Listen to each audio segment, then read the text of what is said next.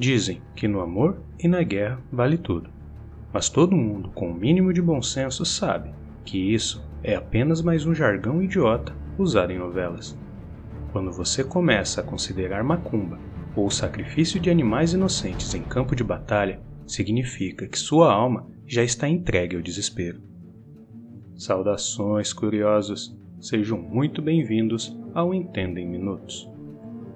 Fosse por céu, terra ou mar, não faltaram intentos revolucionários desenvolvidos durante a Segunda Guerra Mundial.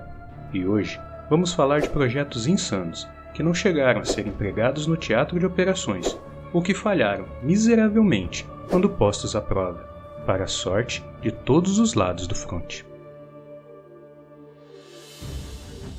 Para que os britânicos pudessem patrulhar o Atlântico Norte além do alcance de seus bombardeiros, Geoffrey Pyke concebeu a ideia de transformar um iceberg em um porta-aviões.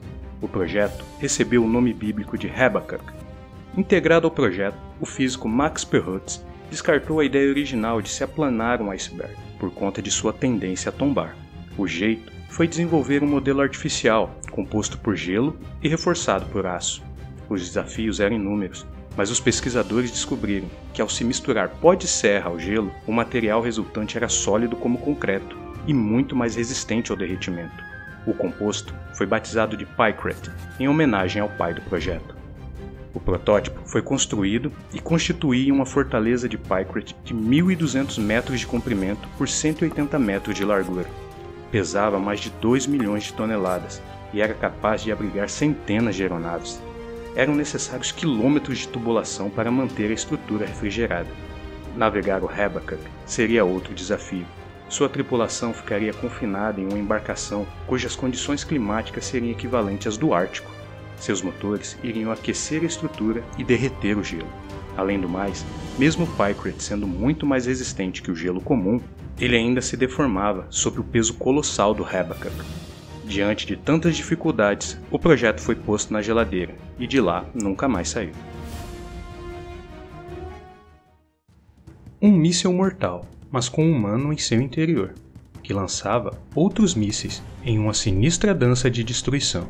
Este era um ousado projeto alemão do fim da guerra. O Natter, ou Cobra, era uma visão aparentemente sensata em meio ao caos de projetos desesperadamente bizarros. Construído com madeira colada e pregada, visando economia de material, esta aeronave seguia uma filosofia de fazer mais com menos. A chave para essa empreitada era economia em todos os sentidos, e a parte mais crucial disso era o piloto.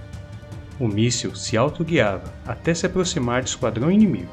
Somente então, o piloto, parcamente treinado, assumiria os controles, apontando a aeronave em direção ao alvo e acionando seus 19 foguetes R-4M. Um ataque praticamente a queima-roupa. Depois da investida, habilidades de pouso também não eram necessárias. O piloto saltava de paraquedas e mesmo a aeronave possuía o seu, podendo ser recuperada para reutilização. O Natter, lançado verticalmente de bases escondidas, superava a vulnerabilidade de aeroportos facilmente identificados e destruídos. Parecia promissor. Contudo, a tragédia assombrou o caminho do Natter desde o início. Seu primeiro teste, em 10 de março de 1945, resultou na morte do piloto.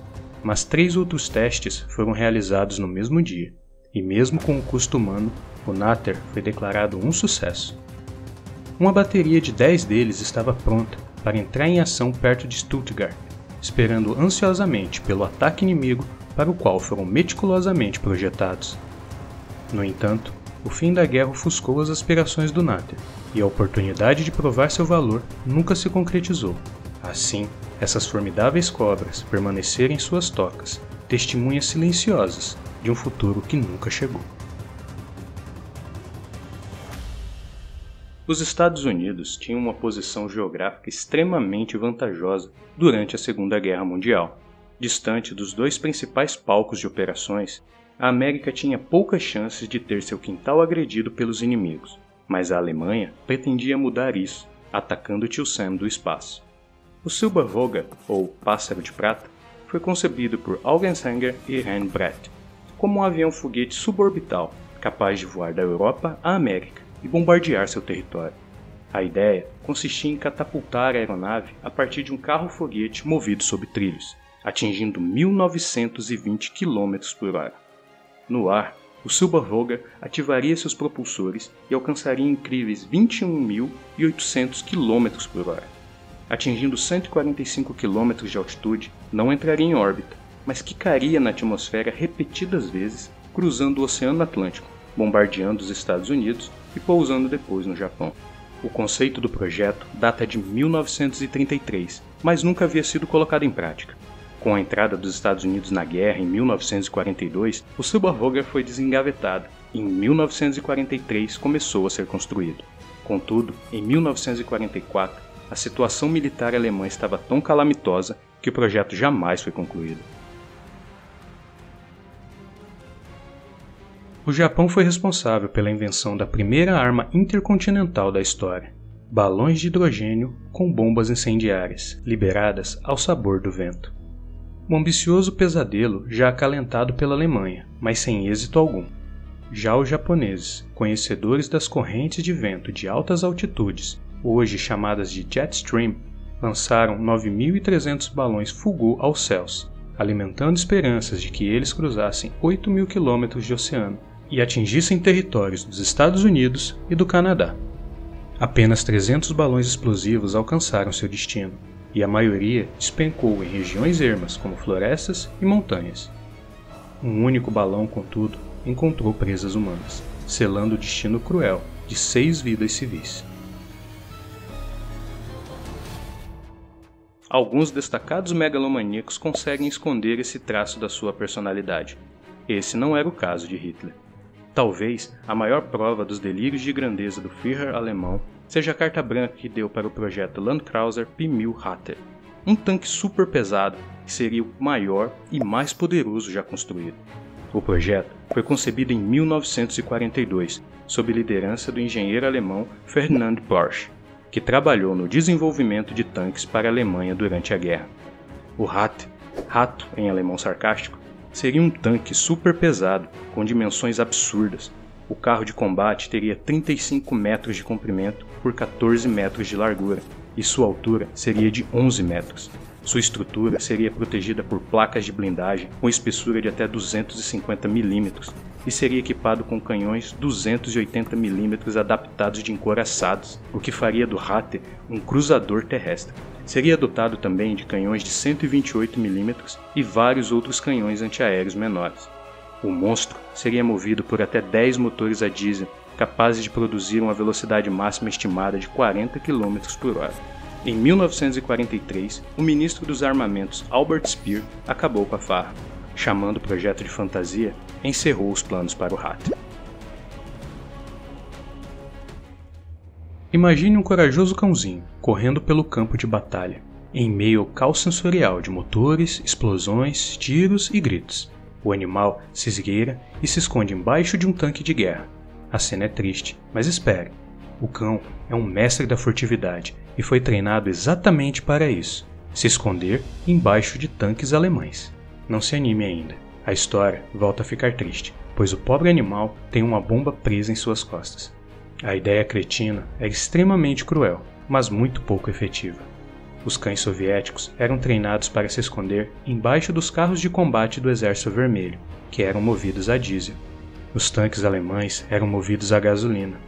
Como todo mundo sabe, cachorros são guiados pelo olfato e são péssimos em identificar símbolos militares.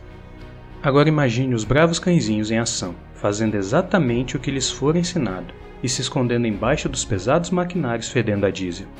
Outros, menos intrépidos, voltavam desesperados para os seus treinadores, com as bombas ainda armadas em seus corpos.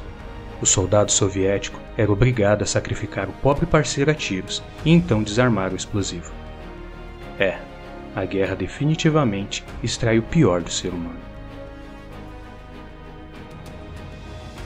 Mas esse tipo de ideia bizarra, que arrastava para a morte criaturas completamente alheias à imbecilidade humana, não era exclusividade dos soviéticos.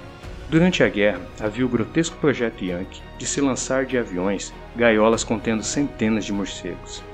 A estrutura se abriria no ar e os animais buscariam refúgio nas habitações de madeira japonesas. Pequenas bombas de napalm instaladas nos rabos dos bichos explodiriam, provocando incêndios e caos. O projeto se mostrou eficaz, mas não da maneira que os americanos gostariam. Em 15 de maio de 1943, na base de Carlsbad, no Novo México, os morcegos escaparam e acabaram por incendiar a instalação militar. Por fim, o bizarro projeto foi abandonado e os Estados Unidos optaram por atacar o Japão com outros tipos de tecnologia. Esses foram apenas alguns exemplos de bizarras inovações desenvolvidas durante a Segunda Guerra Mundial. Comente se já conhecia alguma delas, ou se há outro invento do período que merecia estar nessa lista. Quem sabe, podemos fazer uma parte 2. E se gostou do vídeo, não esqueça de deixar o seu like. Se inscreva no canal para não perder nenhuma novidade. As fontes e links relacionados ao tema estão na descrição. Obrigado por assistir e até mais!